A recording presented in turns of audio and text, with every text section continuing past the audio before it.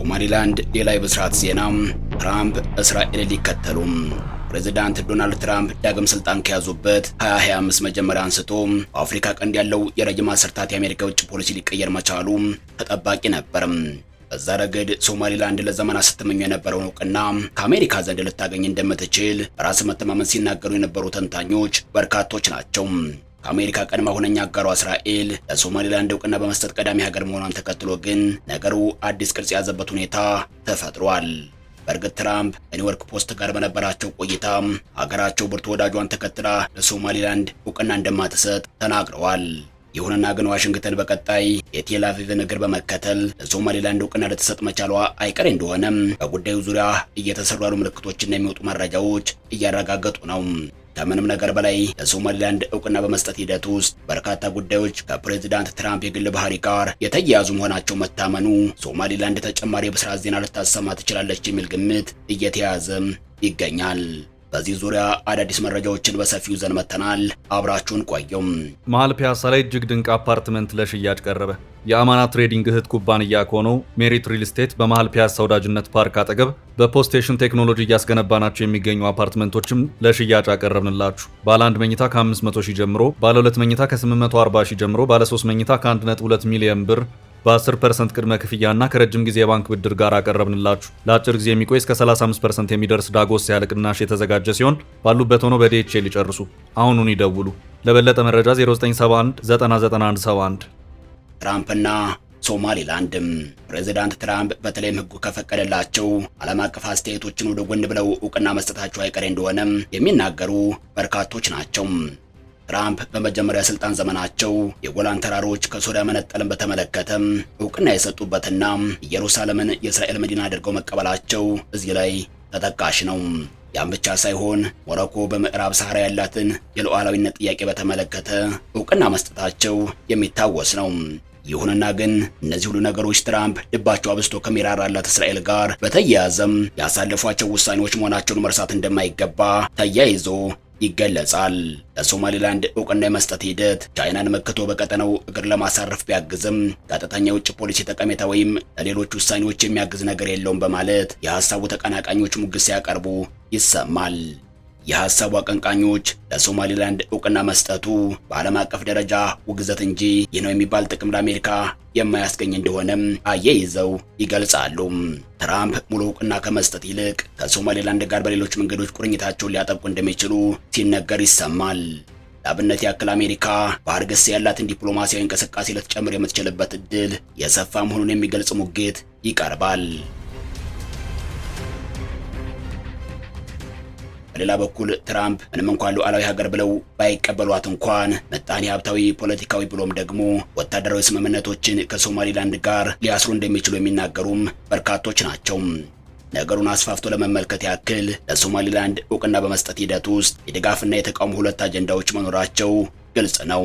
በደጋፊዎች በኩል የእውቅና ሂደቱም ሶማሊላንድ እየተከተለች ላለው የዲሞክራሲ ግንባታ አካሄድ ሽልማት ከማበርከት የተሻገረ አንድምታ አለው ይላሉ።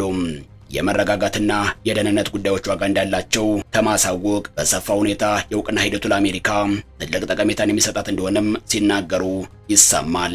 ለሶማሊላንድ እውቅና መስጠት ሂዶ አሜሪካ በአፍሪካ ቀንድ ወሳኝ ስትራቴጂካዊና ምጣኔ ሀብታዊ አጋር እንደምታገኝ በማድረግ በኩል ከፍተኛ ጠቀሜታ እንዳለው ይገለጻል።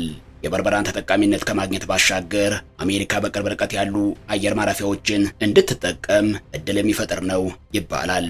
ነገሩ በአሜሪካ ውጭ ፖሊሲ ውስጥ የኤደን ባህረ ሰላጤን ለመጠበቅ ብሎም በየመን ያሉትን ሁቲዎች ለመመከት የሚያግዝ ነው ይባላል። ያም ብቻ ሳይሆን በቀጠናው ላይ ከጊዜ ወደ ጊዜ እያደገ የመጣውን የቻይናን ተጽዕኖ ለመመከት እንደሚያግዝ ይገለጻል። በመጨረሻም ሌሎች ይህን ሂደት እንዲከተሉ መንገድ የሚከፍት መሆኑ ለሶማሊላንድ ትልቅ በረከት ተደርጎ ይቀርባል። በቀጣይ እስራኤልን ተከትላ አሜሪካ እውቅና ከሰጠች እንግሊዝ፣ ኢትዮጵያና የገልፍ ቀጠና ሀገራት የፈለጉትን ይከተላሉ ተብሎ ይታሰባል። ይህ በእንዲህ እንዳለም በአሜሪካ በኩል ለሶማሊላንድ እውቅና መስጠት ዋጋ የሚያስከፍል እንደሆነ በመግለጽ ሂደቱን የሚቃወሙ በርካቶች ናቸው። በርካታ ሀገራት በተለይም አፍሪካውያን እንደዚህ አይነቱን የመገንጠል ሂደቶችን የሚያበረታቱ መሆናቸውን መነሻ በማድረግ አሜሪካ የሚከተላት እንደማታገኝ የሂደቱ ተቀናቃኞች ሲናገሩ ይሰማል። ከምንም ነገር በላይ የአፍሪካ እውቅና የሌለበት ሁኔታ ሌሎች ሀገራት የእውቅና ሂደቱን የመከተላቸው ነገር አጠያያቂ እንደሆነ ይገለጻል። በሌላ በኩል ከቻይና ጋር በተያያዘም እንደ ጥይት ሊባርቅ የሚችል መዘዝ ሊያስከትል የሚችል መሆኑ የሚናገሩ አሉ። ቤጂንግ ለሶማሊላንድ እውቅና ምላሽ ከሶማሊያ ጋር ያላትን ግንኙነት ይበልጥ የማጠናከር ሂደትን ልትከተል እንደምትችል ይገለጻል። እንደዚህ አይነቱ ሂደት ከአሜሪካ ቁልፍ ትስስር ካላቸው ሀገራት ጋር ያለውን ግንኙነት ጭምር ሊያወሳስበው እንደሚችል ሲነገር ይሰማል። ለአብነት ያክል የኔቶ አባል ሀገሯ ቱርክ በከፍተኛ ደረጃ ከሶማሊያ ጋር ወዳጅነት ያላትና በሀገሪቱ ወታደራዊ ጦር ሰፈር እስከ ማቋቋም የደረሰች መሆኗ እዚህ ላይ ተጠቃሽ ነው። አንካራ የትኛውንም ለሶማሊላንድ እውቅና የመስጠት ሂደቶች ልትቃወም የምትችልበት እድል ሰፊ እንደሆነም ተንታኞች በአጽንኦት እየገለጹ ናቸው። ያም ብቻ ሳይሆን ለሶማሊላንድ እውቅና የመስጠቱ ሂደት የቀጠናዊ ደህንነት አንድምታዎች ያሉት መሆኑን መረጃዎች ይጠቁማሉ። ነገርየው ምንም እንኳን በአሜሪካ ዘንድ ሁቲዎችን ለመፋለምና ስትራቴጂካዊ ቦታዎችን ለመቆጣጠር ቢያግዝም ቀድሞም የተዳከመው የሶማሊያ መንግስት ይበልጥ እንዲፈራረስ ሊያደርግ የሚችል ነው ይባላል። ከአልሸባብ ጋር እየተዋጋ ፍዳ ውስጥ የዘለቀው የሞቃዲሾ መንግስት የሶማሊላንድ ነገር ይበልጥ ጫንቀውን ሊያጎብጠው እንደሚችል ይገለጻል። ከዛ በተጨማሪ የሶማሊላንድ ወቅታዊ ዲሞክራሲና የመረጋጋት ሂደት ቀድሞ እንደሚወራለት እንዳልሆነም የሚናገሩ አሉ። ሌላው ቀርቶ ባለፉት ጥቂት ዓመታት ሶማሊላንድ ከፍተኛ መጠን ያለው ግዛቷን ተነጥቃ ስፍራዎቹ የሶማሊያ አካል ወደ መሆን መሸጋገራቸውን መረጃዎች ይጠቁማሉ። አንዳንዶችም ታዲያ ለሶማሊላንድ እውቅና ከመስጠት የተሻለው አማራጭ ለሶማሊያ እገዛ አድርጎ መቀጠል እንደሆነም ሲናገሩ ይሰማል። በሪፐብሊካን ፓርቲ ጉምቱ ሰዎች ዘንድ ጭምር እቅዱ ድጋፍ ቢኖረውም ለሶማሊላንድ እውቅና መስጠቱ ብዙ መዘዝ እንዳለው የሚናገሩ በርካቶች ናቸው።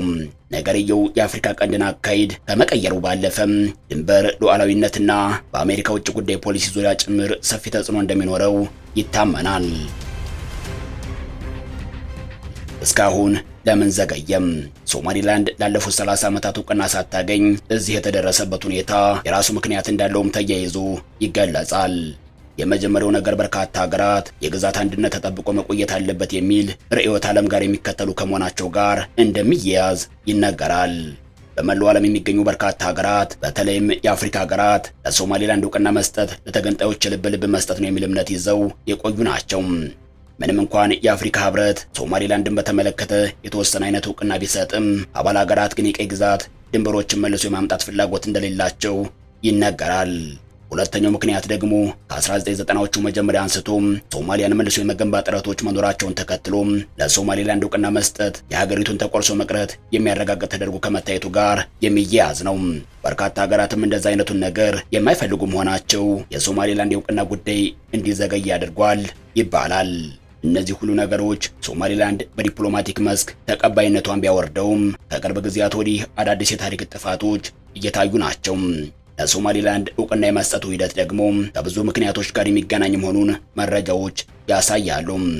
የመጀመሪያው ምክንያት ሶማሊላንድ ለረጅም ጊዜ መረጋጋትን ይዛ መዝለቅ ከመቻሏ ጋር እንደሚገናኝ ይገለጻል። ለ30 ያክል ዓመታት ነፃና አዳጊ ዲሞክራሲያዊ ተቋማትና በተረበሸው ቀጠና የተረጋጋ ሂደቶችን ይዛ መዝለቋ ይነገራል።